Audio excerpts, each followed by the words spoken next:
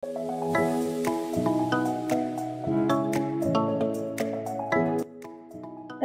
guys, good morning. Welcome to Family Loves Vlog in Malaysia.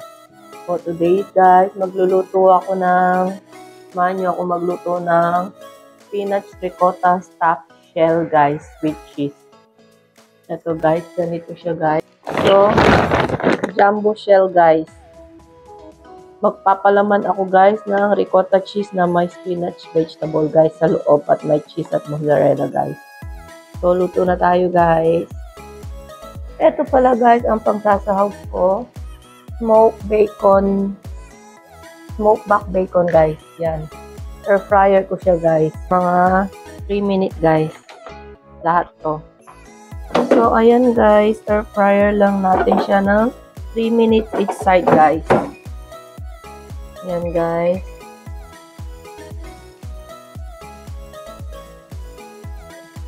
Minutes for 180 degrees Celsius each side. Mamaya balik na rin natin yan another 3 minutes guys.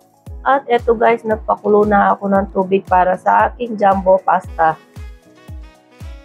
So guys, yung water, lagyan natin siya ng kaunting oil para sa pasta.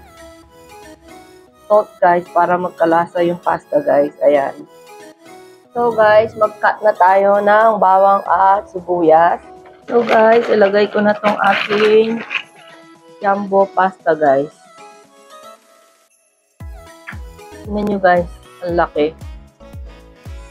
So lagay na natin siya dyan guys. Pakuloyin natin guys hanggang lumambot guys. So guys, nahiwa ko na yung bawang at sibuyas ng ganito. So ito pala yung spinach na sasahog ko sa stuffed shell guys. Ganito siya na klaseng spinach guys. Ayan. Medyo nalanta na siya guys. Ilang araw na siya guys. Pero fresh pa to guys. Ayan. Ganyan klaseng spinach guys. Hindi pa siya lanta guys. Pala nagkaganito lang. Kasi 3 araw na to sa chiller ko guys. So hugasan lang natin ito guys. So guys, itong spinach ko, inalis ko itong tangkay niya. So ito lang ang kukunin ko guys. Dahon. Ayan. So guys, igisa natin yung spinach guys. Lagay lang tayo ng olive oil panggisa. Konting bawang at sibuyas. Konti lang.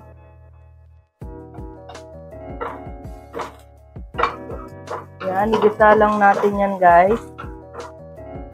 Ilagay na natin tong spinach guys.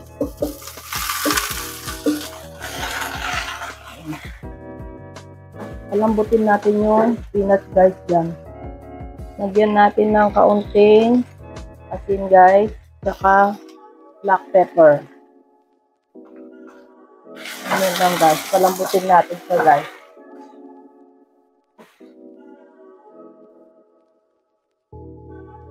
So guys, ito palang pasta ko guys na jumbo shell, luto na.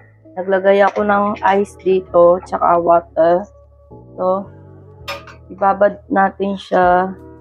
Yan guys. Ayan. Kunin natin yung jumbo pasta. Ibabad natin siya guys. Sa cold water. Yan. Ganyan lang guys. So guys, after natin ibabad sa cold water. Ayan guys. I-drain natin siya guys. So guys, ito na yung aking nilutong spinach. So, i-drain natin yung konting excess liquid niya dito guys. Yan. I-drain, push lang natin ng kaunti para makawala yung ano niya guys, yung excess liquid niya guys. Ayan. Ayan, as you can see guys, ang daming lumabas na tubig guys. Yan, at pwede na yan guys. So guys, ito palang spinach. Kakat natin siya ng maliliit guys. Ayan. Cut natin siya ng maliliit guys.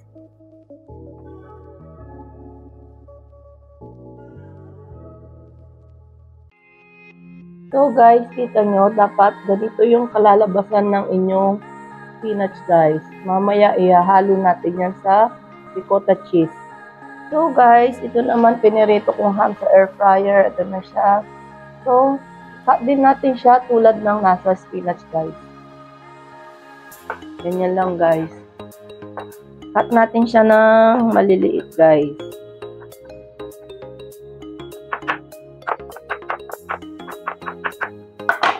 Ayan guys, dapat ganyan guys ang pagka-cut nyo guys. Ganyan kalaki guys. Lahat ito guys, ika-cut ko siya lahat. So guys, eto na yung ham at saka yung spinach guys. Ayan. So, ihahalo natin siya sa ricotta cheese guys. Ayan, ricotta cheese. Ito natin siya guys. So, ganito ang itsura ng ricotta cheese guys.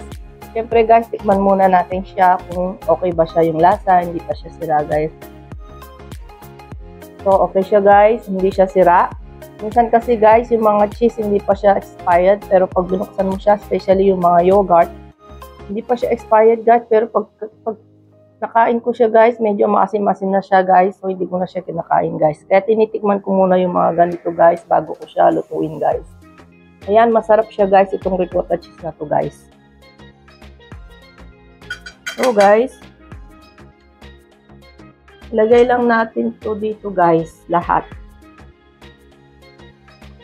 Lahat ito guys. So guys, after haluin yung ricotta cheese, ito siya. Lagay na natin itong spinach at saka ham. Yan. Lagyan natin siya ng konting asin. Konting paminta.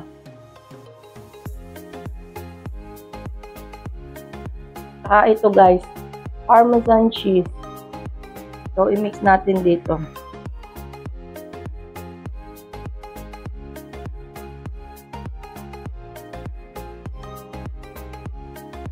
So, ayan na guys, haluin lang natin siya. Hanggang mag-well combine guys. Yung mga ingredients.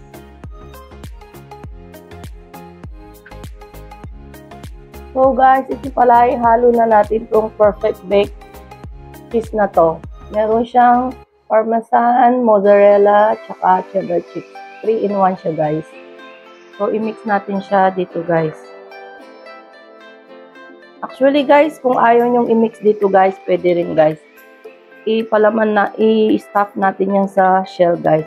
Pero para madalian yung trabaho guys, i-mix ko na lang siya guys. Mas okay pa. So, I think ilagay ko siya lahat guys. Para mas masarap. Mas maraming cheese. Ayan guys. Ayan, ganyan lang siya. So, i-mix-mix pa natin yan guys. So, ayan guys. Ready na tong aking pangpalaman guys. So, i-ready ko yung spaghetti sauce. Yun naman lutuin natin guys. So guys, matrabaho lang itong paggawa ng stuffed shell pasta guys. Pero worth it siya. Masarap siya guys. Ayan guys, maglagay lang tayo ng olive oil. Panggisa sa ating spaghetti sauce. Bawang sibuyas guys. Ayan. Igasa natin ulit, bawang at sibuyas.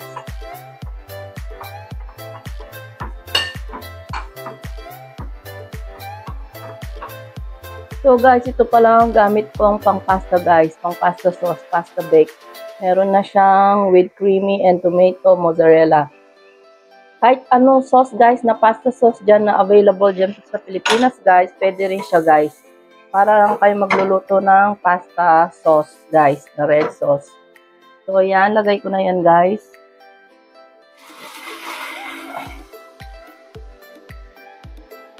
Ilagay na natin yan, guys. Tapos, yan. Gisa-gisa lang, guys. So, haluin natin siya, guys.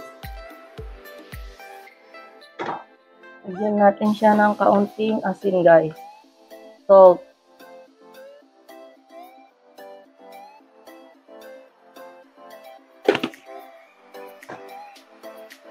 Black pepper. Saka, lagyan ko siya ng parsley flakes, guys.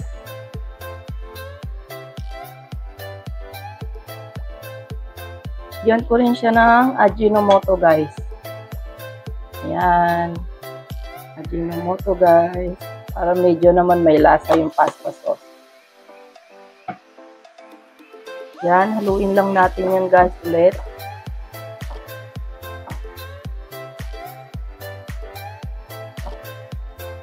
So, guys, lagyan ko siya ng perfect pasta cream. Pwede rin yung cream dyan, guys, kahit anong cream dyan, guys, na pangluto sa pasta, guys.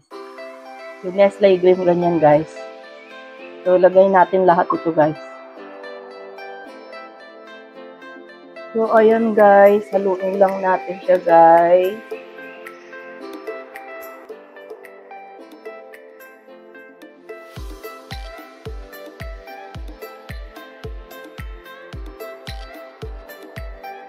Lagyan natin siya ng guys, konting asukal. So guys, ito ay asukal. Lagyan natin siya ng isang ganito guys, asukal. Para medyo 1.5 guys. Para medyo manamis-namis yung pasta sauce guys. So haluin lang natin siya guys. Yan. Lagyan pala natin siya ng cheese guys. Ito guys, cheese. So lagay na natin yan guys. Lagyan natin siya ng cheese. So, ayan guys, nalagyan na siya ng cheese. Haluin lang natin ulit yan. Hanggang mag-well combine.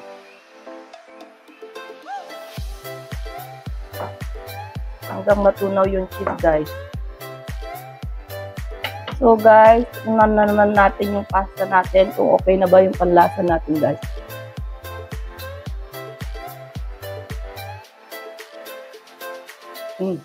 Okay na siya guys para sa akin at luto na siya guys. So guys, as you can see, ayan na yung aking pasta sauce. At guys, ito yung aking lagayan. So maglagay lang tayo dito ng pasta sauce sa lalim guys. I-bake pa natin ito guys. Matrabaho lang talaga to guys, pero masarap siya guys. Kakaiba siyang pasta. So lagay lang tayo ng konting sauce dyan guys. So guys, ayan, malinis yung kamay ko at ito yung pasta guys na malalaki. So guys, magpalaman lang tayo dito guys. Ayan guys, ganyan lang.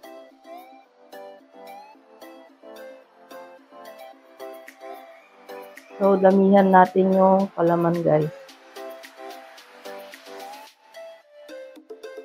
So, ayan, guys. Pinalaman ko na yung big jumbo shell pasta.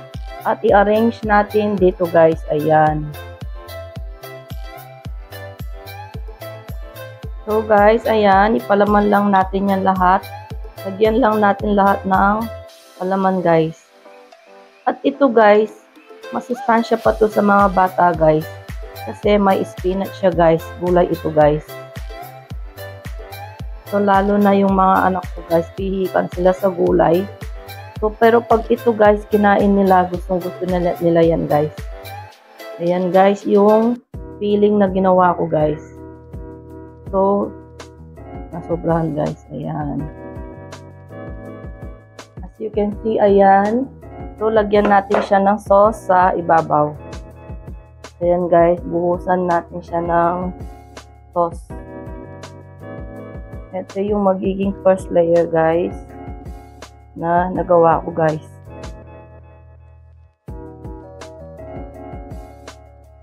Makakagawa siguro ako ng hanggang second layer guys.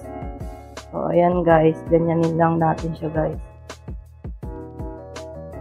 So, ayan. Ganyan lang, guys. Then, gawa tayo ng second layer. So, guys, gusto ko pala siyang lagyan ng cheese on the top. Ayan. Lagyan ko lang siya ng cheese. So, guys, ulitin lang natin yung processing. Ang second layer ito, guys. Same process lang siya, guys. So, guys, ayan na yung kalalabasan, guys. So, yung mga iba, guys, naubusan na ako ng pangpalaman guys. So, nilagay ko na lang siya dyan guys. Sayang naman guys. Makakain din naman yun guys. So, ayan. Lagay na natin yung panghuling sauce guys. Lagyan lang natin ulit guys ng cheese on the top. Lagyan na din natin ng Parmesan cheese. Yan guys, lagay na natin lahat ng cheese na meron tayo guys. Para mas maraming cheese, mas masarap guys. So guys, ayan, tapos natakpan natin siya habang binibake natin siya guys para hindi siya maano guys, masunog agad sa taas. Na-preheat ko na yung oven ko, 180 degrees for 20 minutes guys. Lutuin natin siya guys. So ayan guys, mainit na yung oven ko. Lutuin natin siya guys for 20 minutes, 180 degrees Celsius guys. So, balikan natin siya guys after 20 minutes guys. After 20 minutes to 30 minutes guys, saan natin guys yung sa taas. Alisin natin guys yung takip guys.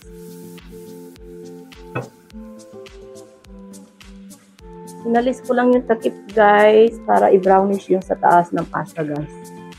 So, i-bake natin ulit siya guys ng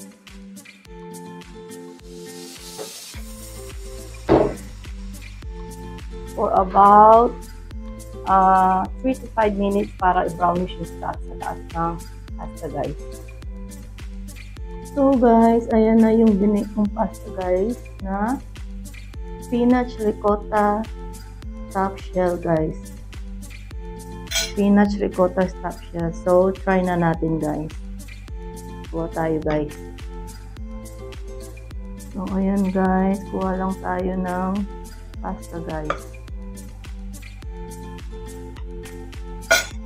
Try natin siya guys. Sarap guys. So guys, kain na tayo guys. Try natin siya guys. Ito siya guys. Ayan, ganyan ang itsura niya guys. Stuffed ricotta spinach. Mainit pa siya guys. So, ayan guys, yung resulta ng niluto ko guys. Ulog. Ayan guys. So mainit pa siya guys. Try natin guys.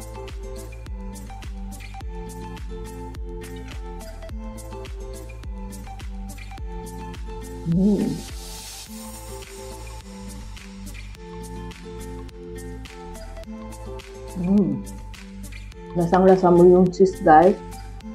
Yung ricotta cheese, mozzarella, parmesan cheese, spinach, at saka yung ham bacon na nilagay ko guys. Ayan guys.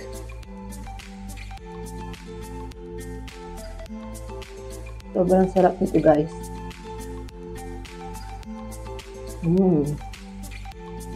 Okay guys, thank you for watching guys. Bye bye guys.